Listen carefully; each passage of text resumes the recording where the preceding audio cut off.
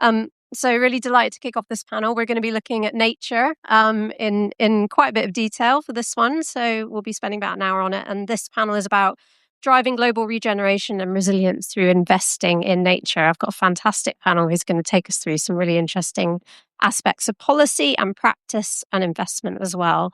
So I'll do some very brief introductions and then we're going to get straight into it because we want to leave time for questions. My name's Catherine Brown. I am a Science Director at the UK Centre for Ecology and Hydrology.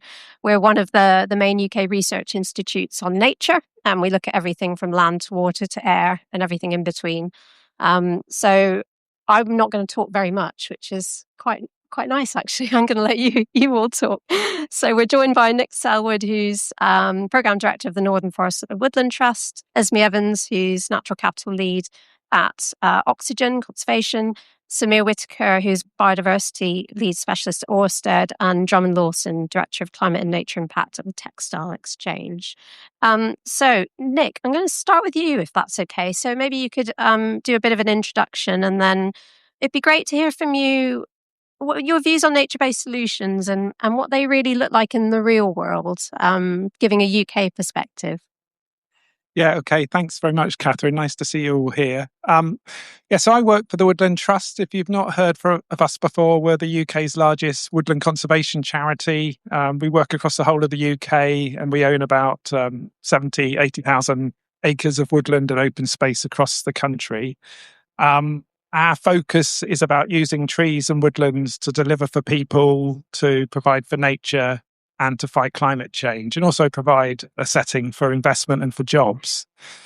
In terms of sort of nature-based solutions and what they can look like in the real world, the Woodland Trust has a number of flagship projects that we're delivering within an area called the Northern Forest, which is a big landscape scale programme stretching from Liverpool to Hull, which kicked off about 7 years ago. It's about planting at least 50 million trees over the next 25 years and in bringing more woodlands into management.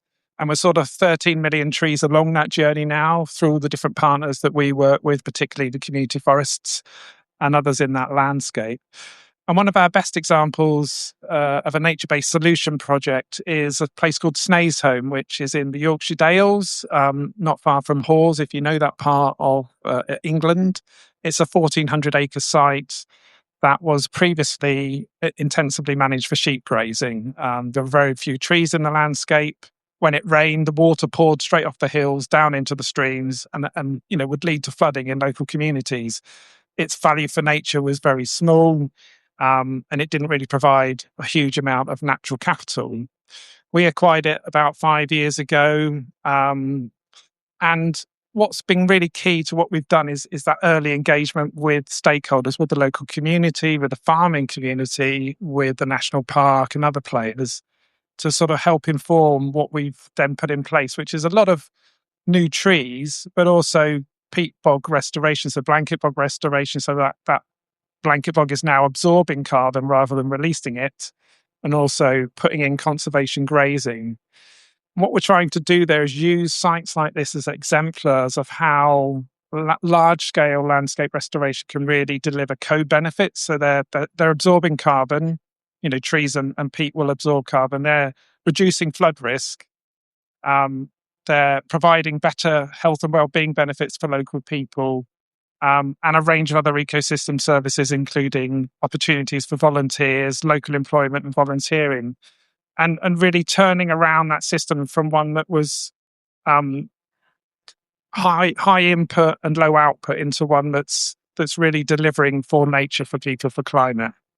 Thanks. Thanks.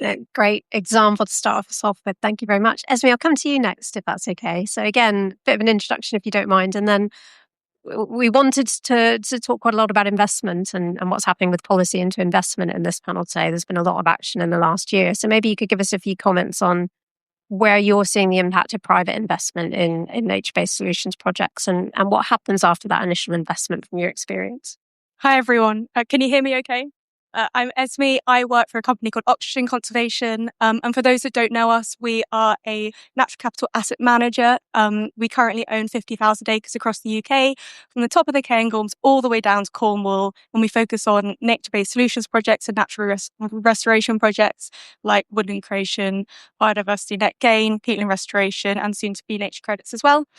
It's a brilliant question about where we're seeing that investment. Actually, on this same stage last year, we announced a record price deal of a sale of 8,000 carbon credits to our legal partners, Burgess Salmon, and that was at a price of £125 a tonne. And it's really nice to talk about where we've seen that over the last year. So what that investment has kind of brought to that estate. It was for an estate in Dartmoor called Leon. And it's a temperate rainforest woodland creation scheme. So it's planting 22,000 trees, creating 8,000 carbon credits, like I said. And we're going to be sequestering that over hundreds and hundreds of years. But that's also including natural regeneration and wetland creation and large kind of landscape management. But the real kind of hitter with that is that the Burgess Salmon team really get to experience that too and connect with nature. So that's allowing us to develop these amazing kind of products and skills that they can experience those carbon credits growing.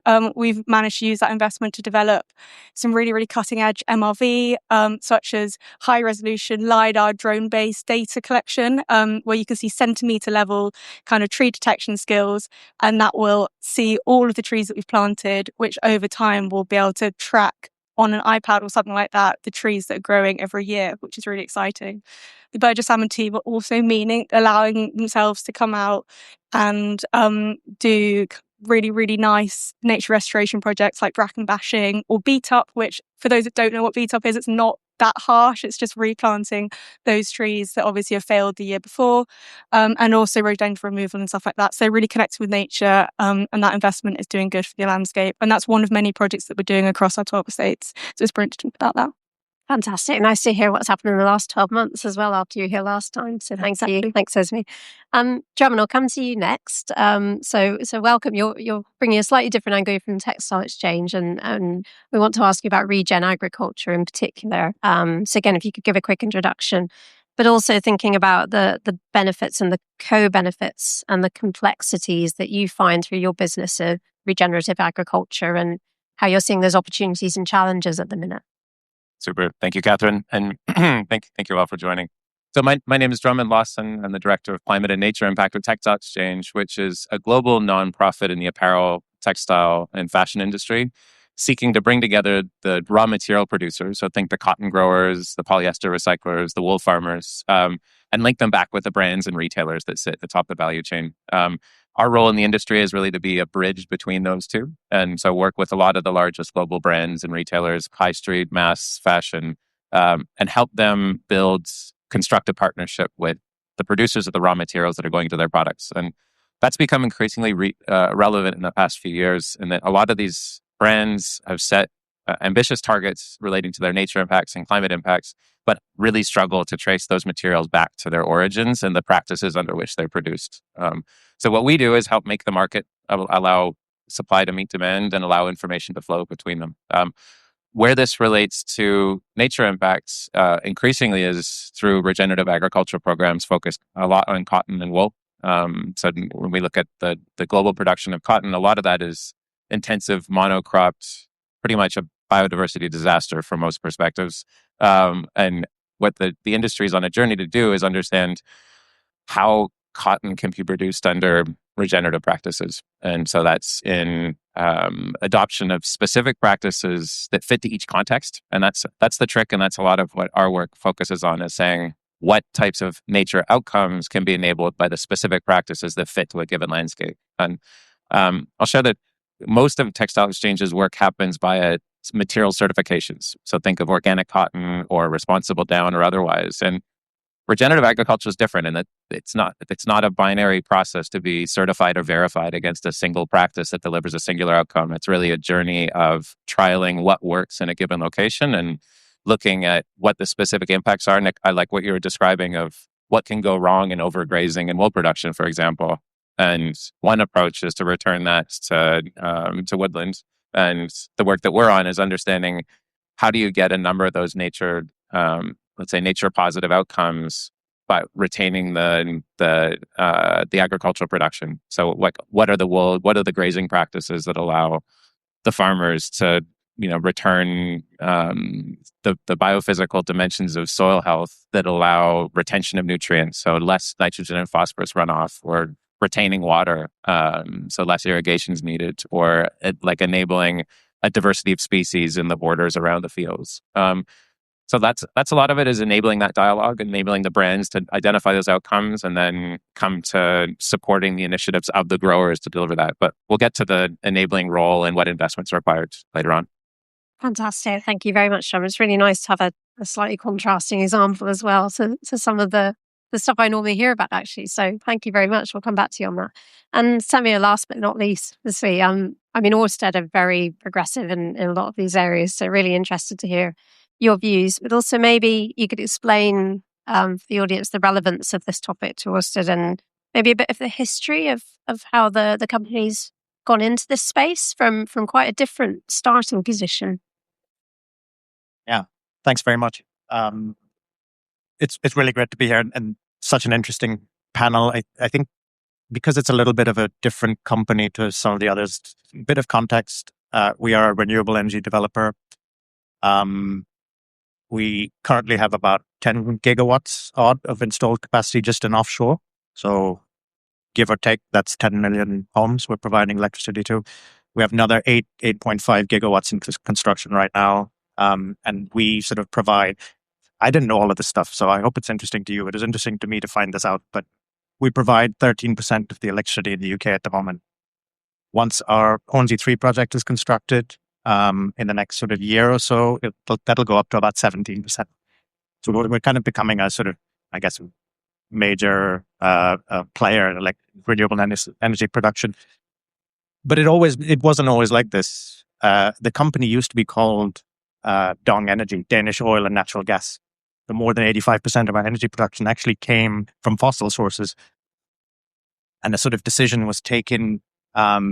There was market criteria and factors at play, obviously, as well, including kind of drops in oil prices. But there was a sort of decision taken at board level that the company was going to move to be renewables only. And not to over-egg it, but I think it's safe to say that Ørsted have, in a sort of big way, shaped the sort of industry at an early stage. 2009, we put in an order to Siemens for 500 turbines offshore. That was more than the installed capacity of the entire world at that time. So kind of playing a part in sort of driving that sort of supply chain side of things as well. And now obviously there's a number of other offshore energy players. So that's kind of the, I guess, origin story. So where are we now? Called Ørsted.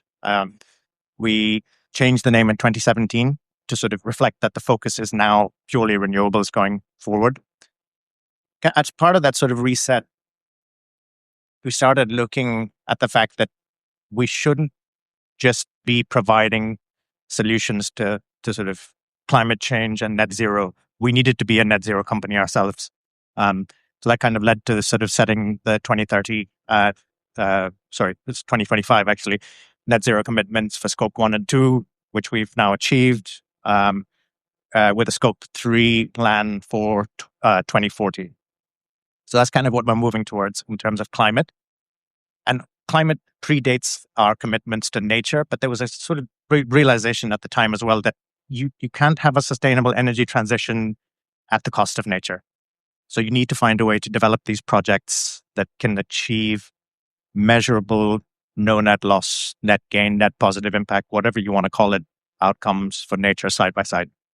So that's the sort of origin of the strategy that our team work on. And we have 7 people working globally to sort of deliver this at a corporate level. And then we sort of work with the operations to do this. So all of our new renewable energy projects that achieve sort of COD, kind of commercial operating date by 2030, will have to deliver a net positive impact commitment. This is actually built into our stage gate model. So in order to get through stage 2 and sort of get the next stage of financing unlocked internally, you need to have a strategy in place for net positive impact. So we are actually building it into the business model. And I think that's sort of part of the realization that it is a business risk. So there is a downside risk from kind of impacting nature that we're very aware of. But I think this panel is a little bit more about the sort of opportunity side. We see kind of emerging frameworks like Biodiversity Net Gain that are really kind of supportive in driving investment in nature-based solutions going forward. And that's certainly important to us as a sort of a really kind of long-term player in a region. So, our wind farms are 25-year, 30-year operational. So we're really kind of operating in the communities. And one of our sort of kind of flagship ways of trying to integrate the sort of community and environmental benefits is our restoration program on the Humber Estuary, where we're restoring seagrass and native oysters together with the local wildlife trusts and using a lot of local volunteers. And maybe we can talk about that a bit later, but I'll stop for now. Thanks very much, Samir. That last example I know well, having just come from the Wildlife Trust to UKCH. So really, really, really amazing project, and very similar to what you were talking about, Esme, about companies investing and actually having volunteer time and going out and doing some of the active conservation on the ground as well, which is a really great thing to do. I'm going to ask a few follow-up questions before we go to open questions, but we've still got plenty of time. Thank you all for being succinct as well. That's really great. Obviously, we want to talk about targets. Targets drive action. We're in the midst of probably a period of change on how we think about nature targets or climate targets and how they merge together. So it'd be interesting from all of you to hear what sorts of targets you're seeing are driving action, both at maybe the national and the global level. And are they working? Nick, do you want to start with that one? But we'll go around. Yeah, happy to come in. I think at an England level, DEFRA in their environment improvement plan have set an ambition for tree canopy cover to be at 16.5% by 2050. That's a massive gap for some parts of the country. So that, that's great to have that. They've also set targets around, hundreds of thousands of hectares of new nature-rich habitat outside of protected sites like SSSIs over the coming decade or so. So they're fantastic in terms of ambition, and I think they're certainly welcome. I think from a Woodland Trust perspective, we'd like to see more ambition around things like ancient woodland restoration. So ancient woodlands are our woodlands that have been here since at least 1600. They're the sort of woodlands where you're going to see bluebells and wildflowers. They're the most nature-rich woodlands we have in the country. But most of them aren't managed. Many of them are declining. And whilst we're seeing lots of government investment in tree planting, which we need to, that delivers, for carbon, helps to improve for nature. We also need more investment within our ancient woodlands to sort of look after them. So I think from a Woodland Trust perspective, the targets are helpful, but they only get us so far. And I think, they can help to encourage investors and business and partners to align with what we're all trying to do. But ultimately, we also need the sort of financial networks, and we need a sort of mixture of probably public funding and private investment to meet those targets. We can't do it on our own. We need long-term investment from government. Often agri-environment schemes are 5 years, 10 years. If you're a farmer and you're making a decision to turn your land into woodland, that's a long-term land management choice. And you really need to know that there is going to be a revenue stream longer term. So, sort of restructuring some of the government incentives around woodland creation and management so that people can see there is a sustainable financial future for their land is really, really key to build their long-term buy. And otherwise, they will hold back and they will hesitate. So, targets are helpful, but they're so far.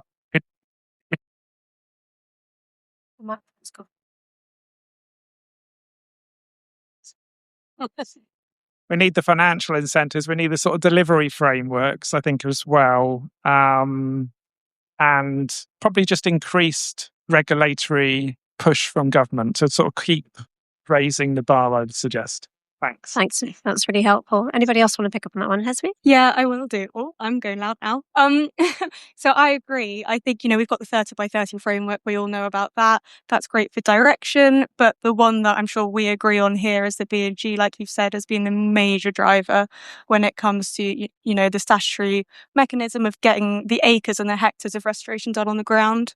But I just wanted to kind of go on to the next point there. I also would like to see a framework change on those protected sites like the triple SIs. It's a real failing for companies like us. We're looking to acquire land, we're looking to do restoration at scale, but we're screening out protected sites because we can't do any increase or any restoration on them. We can't change anything. And for them to be those sites of special scientific interest, it feels very backwards to not be wanting to have them on our land holdings. So I think that really is something that, policy could change there. We want to be encouraging these to be areas that, large corporations or large charities are focusing on and not kind of limiting us, which is really important. In my view as well. And then from the public finance side, all of our woodland creation schemes are actually through grant funding, through the UK scheme or for Scottish Forestry. And that's allowed us to scale the woodland planting that we've managed to do across all of our estates. But that's also backed by, from there using the Woodland Carbon Code, which brings private financing through voluntary carbon. However, we've got a team of 40 people doing that.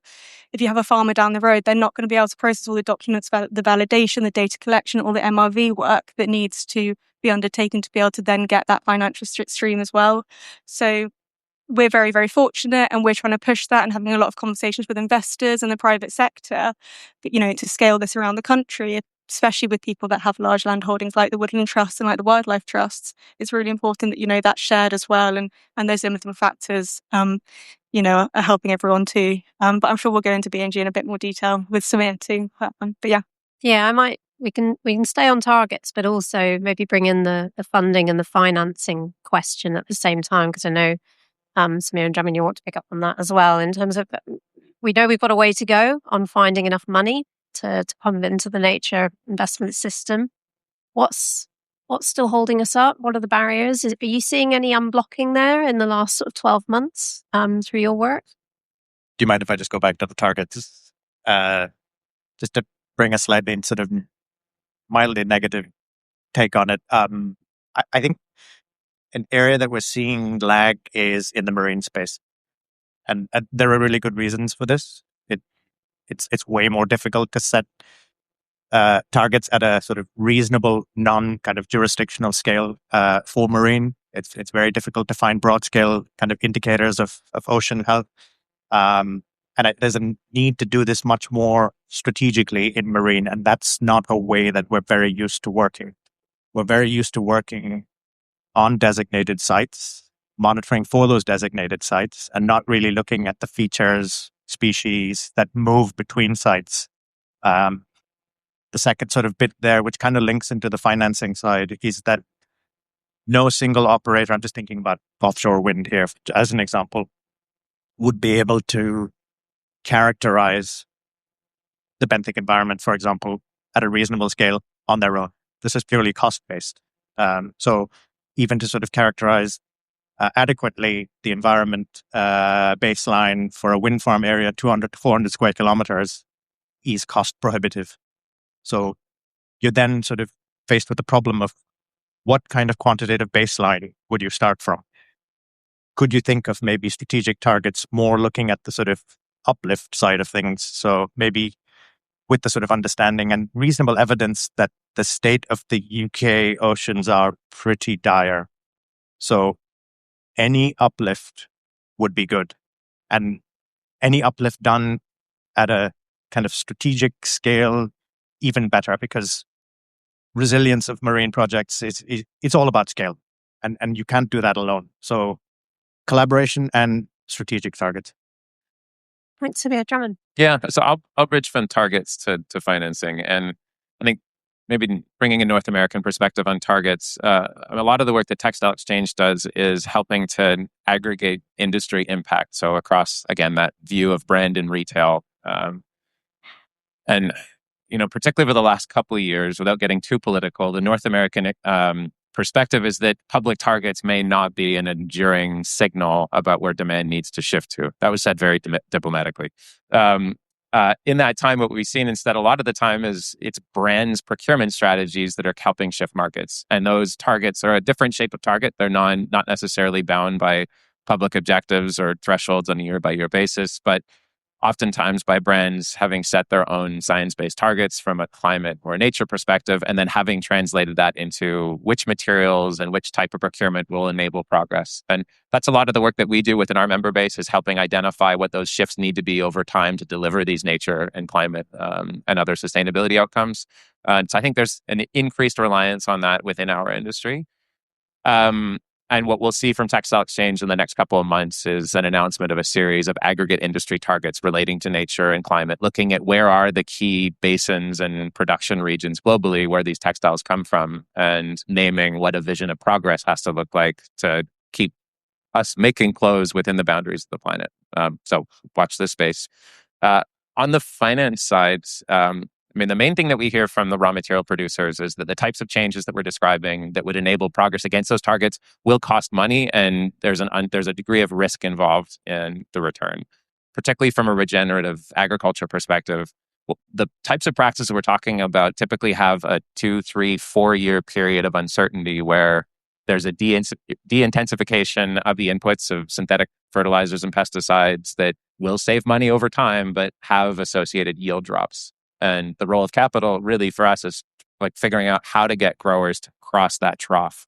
And that can be brand finance. It can be de-risking. It could be regional development banks. It can be blended finance structures. There are a lot of different solutions. And the work that we're undertaking currently is a body of research understanding specifically what are the types of costs involved in that change. What are we asking these raw material producers to do to deliver these nature and climate outcomes? What will it cost? And then what are the best ways of financing? And I'm going to try for, and we talked about this before the panel, and a nice note of optimism is there's been a real increase in the sophistication of the financing mechanisms involved, especially through the space of Climate Action Week here, of finance. The financial community is getting a lot more nuanced on understanding what return can look like and what structures best fit to that.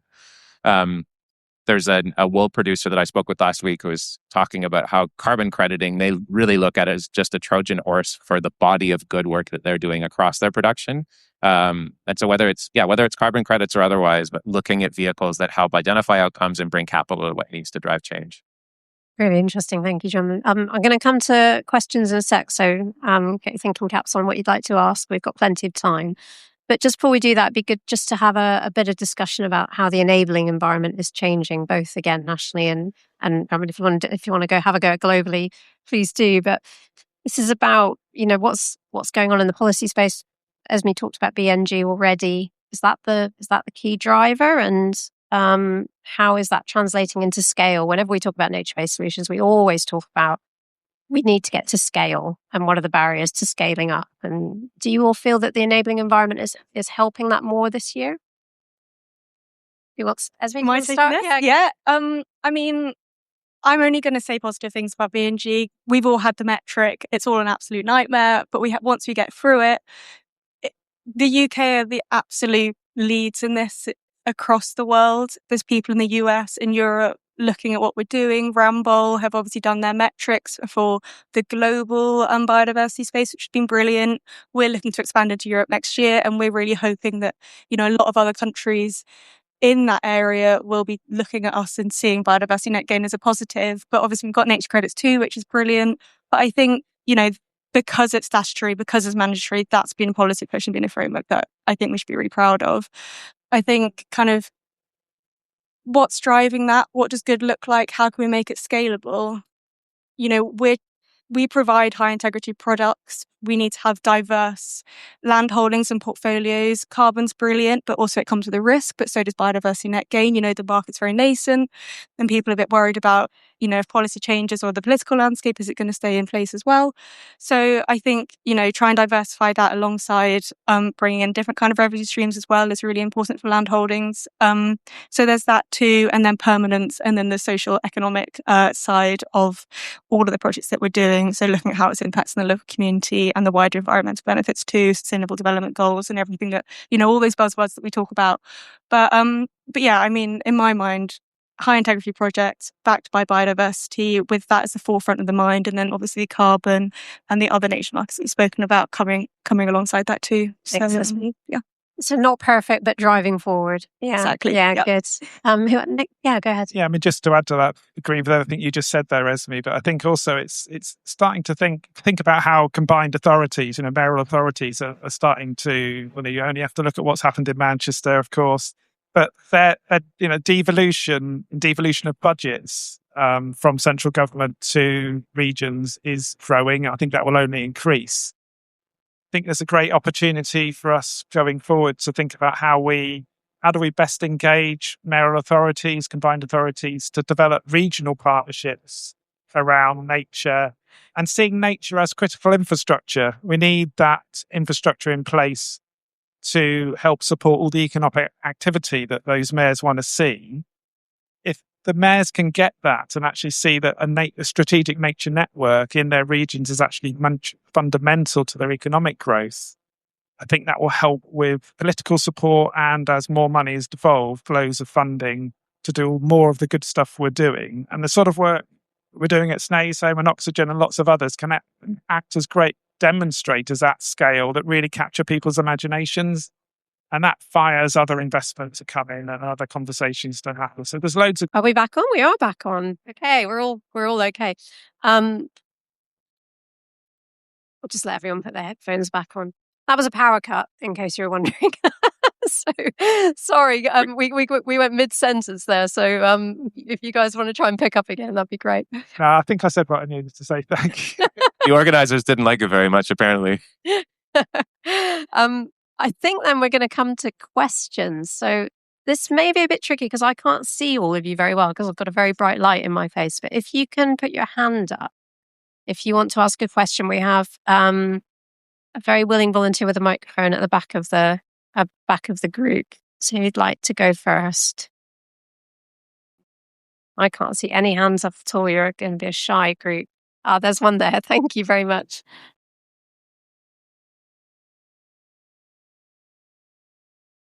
Just over there. I'm of it. Okay, do you want to ask your question? On check. Oh, we're going with another microphone, sorry.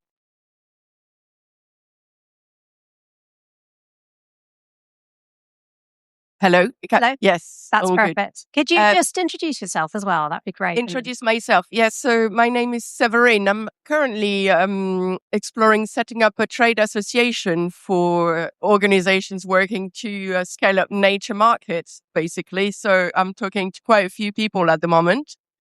My question is around critical infrastructure and how you see the role that nature can play in supporting crumbling old infrastructure.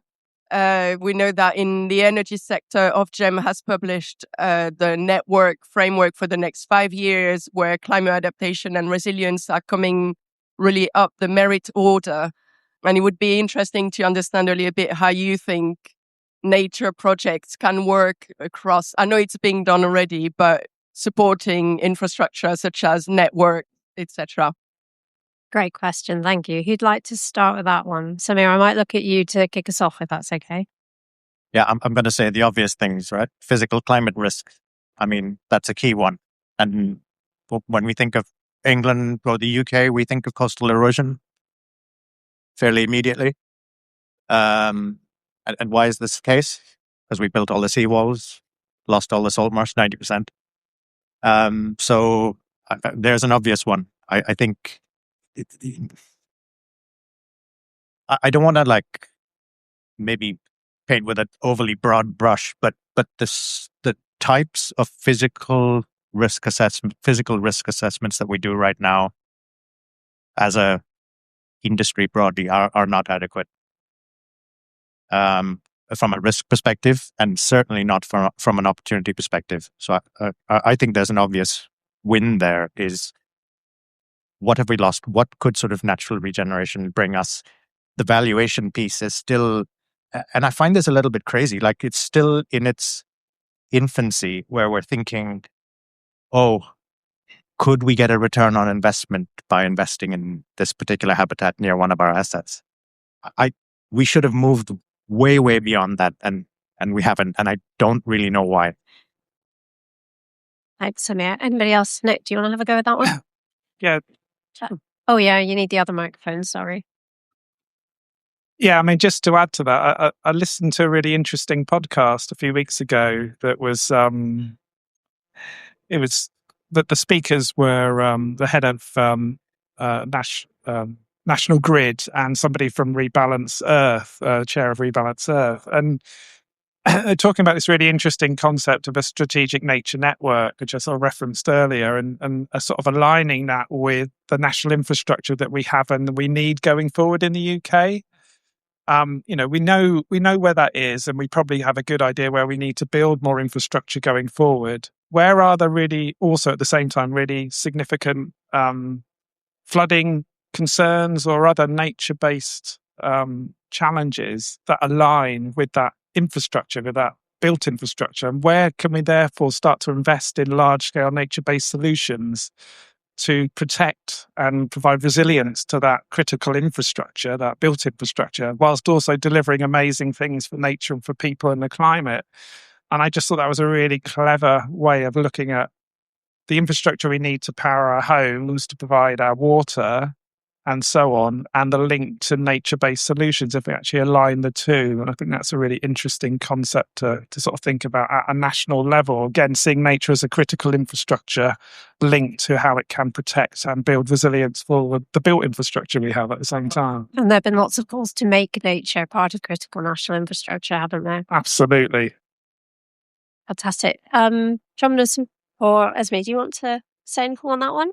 You don't have to. I mean, the only thing I was going to add there is that we've been talking a lot about carbon, biodiversity, nature, but just to kind of emphasize the water point, water's coming, water credits, or, the resilience that you've been talking about, how we can store water on the land. There might not be a framework there yet in the UK. I haven't done the research for it internationally, but it's something we're really, really focusing on at the moment. Currently, we can't put a value on all of the rivers that we have in our land holdings. We really, really want to, and we want corporates, we want large organizations that are using water as part of their systems to kind of really push that alongside us and say that, yes, we need to be doing something about our river systems because our water, our water resource is going to run out alongside obviously all of our data center use and everything like that. We're in the generation of AI. It's really, really exciting, but there's going to be a price to pay. So I just want to say that I'm excited for this time next year when everyone's talking about water. Yeah, really good one.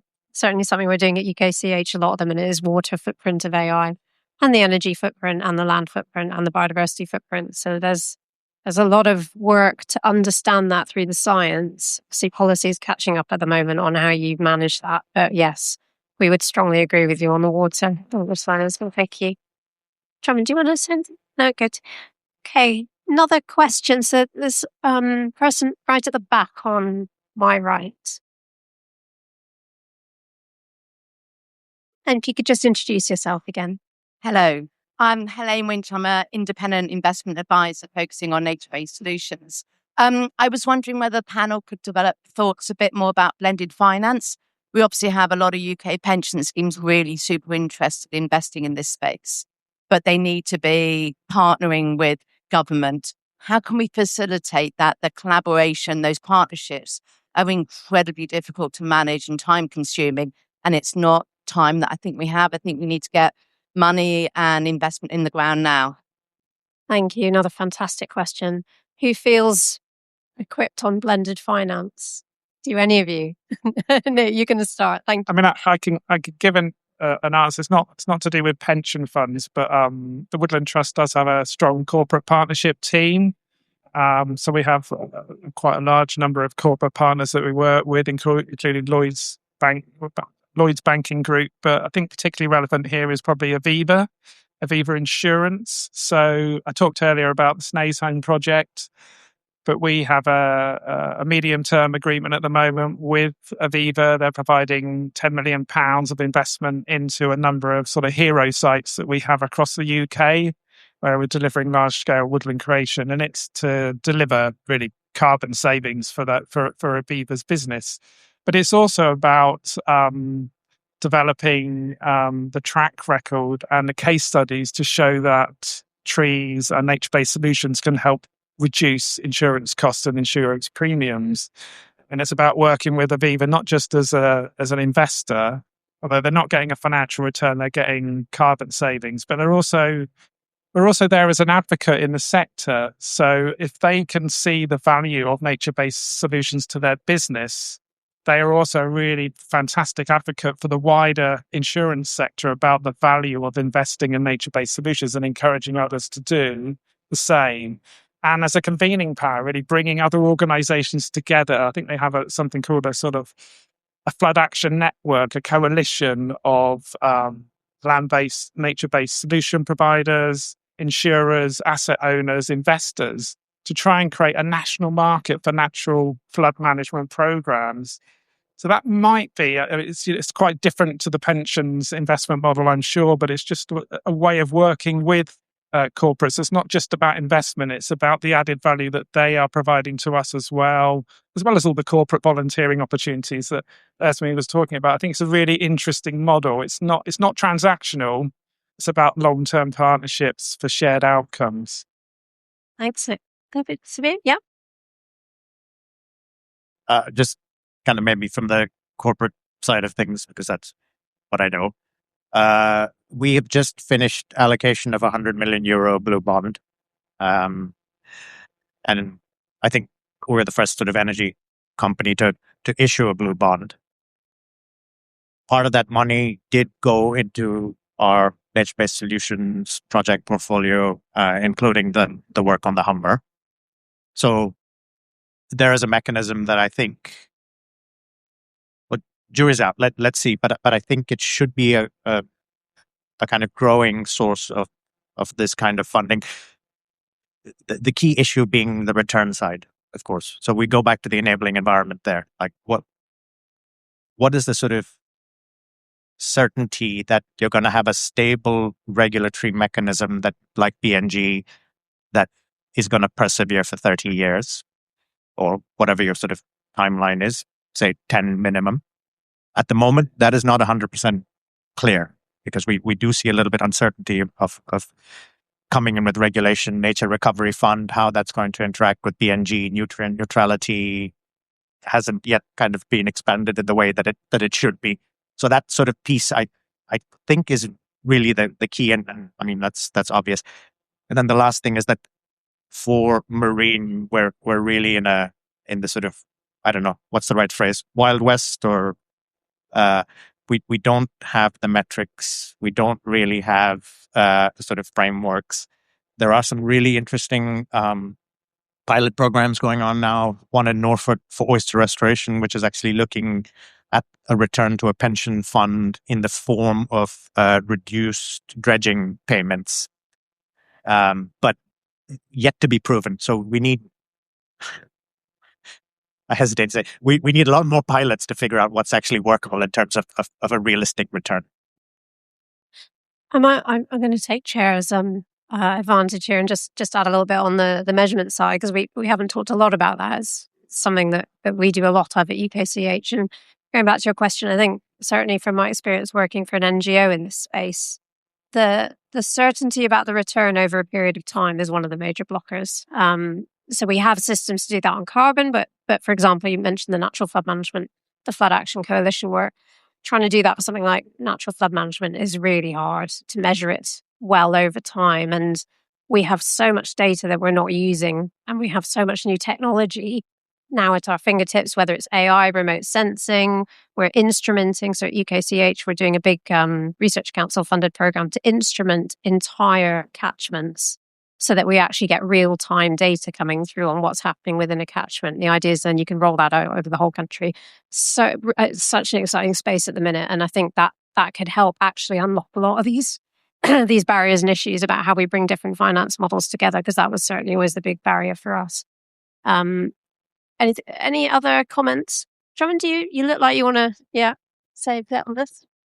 Yeah, I'd complement that. I mean, as I said, we work with a lot of tier 4, so often smallholder raw material producers for whom data burden is a major challenge. If we're, again, talking about verifying practices and outcomes at the farm level, getting good data that validates that those are happening to deliver the information needed to justify the return is like, it's a major burden. And I think there's more of a track record further up the value chain. If you look at the production, the finishing of textiles, at that level, it's an easier problem to solve and easier to attract capital to specific outcomes. When we're dealing at that very disaggregated supply base, yeah, some of these more, I guess, generalized data approaches, remote sensing, for example, particularly on the practices and impacts, there's potential there, but I think that then that data burden is going to be a continued barrier going forward. Yeah, thank you very much. If anyone's interested, we have a stand outside the UKCH stand. My colleagues who are in the audience would be delighted to talk to all of you about data and long-term monitoring as much as you want. We've got time probably for one or two more questions. So yes, lady in the front just here. The mic is coming. If you could just say your name and your organisation again as well, thanks. Sure. Oh, you can hear me okay? Cool.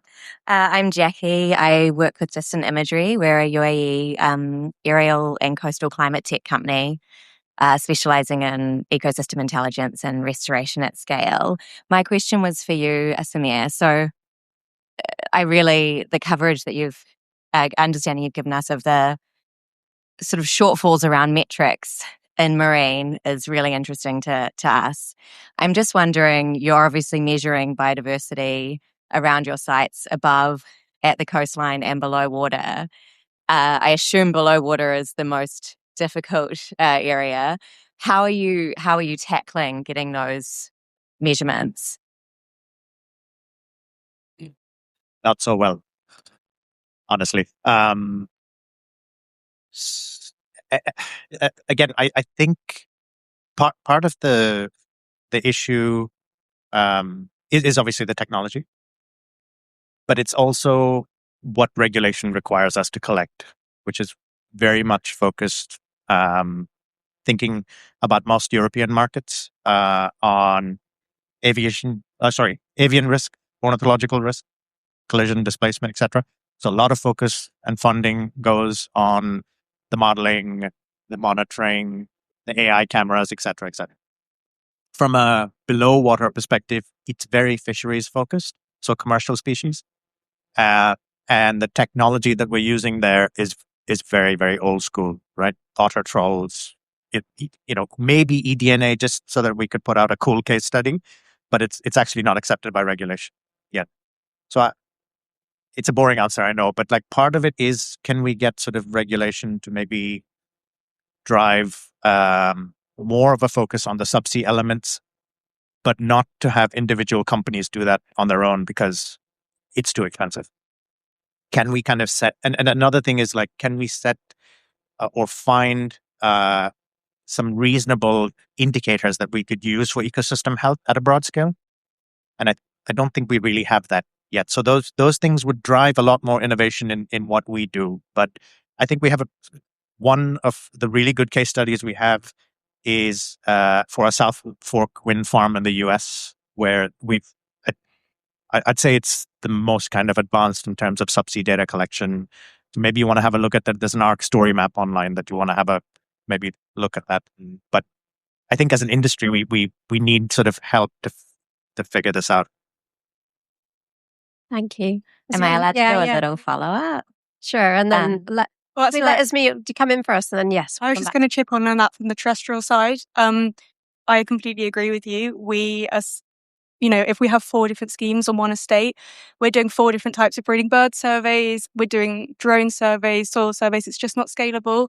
And the price for that, for any kind of company to be able to do that manually on the ground or via kind of technology, MRV or, drone-based data, satellite imagery is brilliant.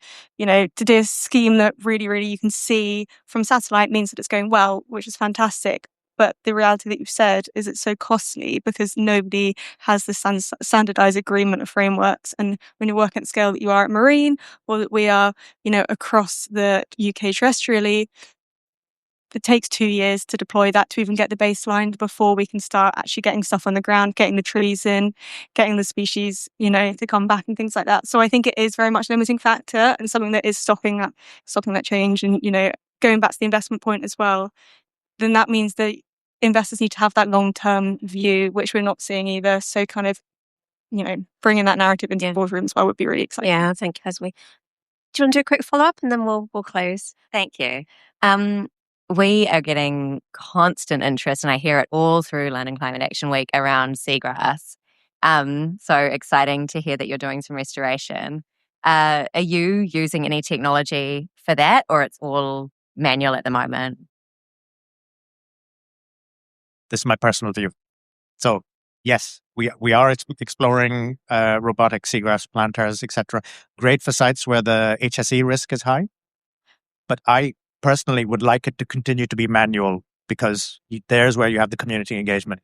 And I think that is equally important to the actual ecological outcomes there. So yeah, we could make it totally automated, but you kind of lose this kind of vast engagement tool. Wildlife Trust are doing it manually for Worcester, amongst others, just to bring that in as well. Right, we're nearly out of time. We've got 2 minutes left, so I haven't warned you all I was going to do this, but I'm going to do it anyway. 30 seconds each on the most exciting thing that you think has been happening over the last 12 months that you'd want everyone to take from this conversation. I mean, just while you're thinking, mine would definitely be the way that new tech can help us to address a lot of these barriers to much better funding and finance for nature-based solutions. That's the really, I mean, like you mentioned eDNA, Samir, that's nascent but coming on. There's just so much coming through the pipeline at the minute. It's so incredible what we can do with this new data. So that'd be mine. We'll go along the row. Has me look ready? Thank you. Fantastic. Yeah, I agree on technology, but for the next 12 months, the thing that I'm most excited for is seeing BNG implemented for nationally strategic infrastructure projects. That's going to be a huge thing for all off-site supply and for habitat restoration. So fingers crossed that does still happen on the 2nd of November, but that's going to be a huge thing for us. And I think the nature restoration sector in general. Thank you. Samir? I think for me, it's just an example of where the Woodland Trust can work in a different sort of partnership. We partnered up with the Asset Community Foundation right in the very north of Scotland. They acquired 30,000 hectares of land for a community buyout a few years ago. Amazing landscape, but they don't have the experience in delivering nature-based solutions. So we've partnered with them to help them do that and to help draw funding and to deliver their ambition. So just a great example of what we can do when we work at scale with others. Thanks. I'd say that within the textiles industry, the willingness of private capital to help drive outcomes and the nuance of understanding where dollars need to get to, pounds need to get to, and within that, the willingness of the large corporates to understand the barriers that are faced down deep in the supply chain and to invest there to drive the types of outcomes that they're talking about. So it's moved out of aspiration and a couple steps closer into concrete investment. Fantastic. Thank you. Samir, do you want to wrap us up? Yeah, this is tough, but I think for me it's two things, if I may. One is that the more kind of strategic approach that UK kind of regulation is taking, and I think that's really important for marine. The second thing is how collaborative we are starting to be as an industry around biodiversity, kind of taking it out of that competitive space and looking at where we might actually be able to deliver together at scale. Fantastic. Well, thank you all. We're out of time. Thank you very much for listening. Thank you to our wonderful panel for giving us their views. Applause.